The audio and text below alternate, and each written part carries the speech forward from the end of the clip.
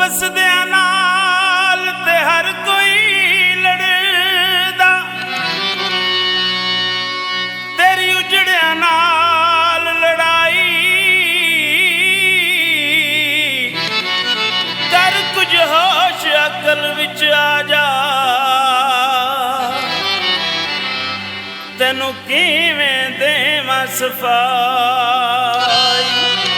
ਝਾਲਰ ਪੌਣਿਆਂ ਦੀ ਤੇ ਹੱਸ ਕੇ ਲੁੱਟ ਲੈਣਾ, ਓਏ ਹੁੰਦੀ ਆਦਤ ਸੋਹਣੀ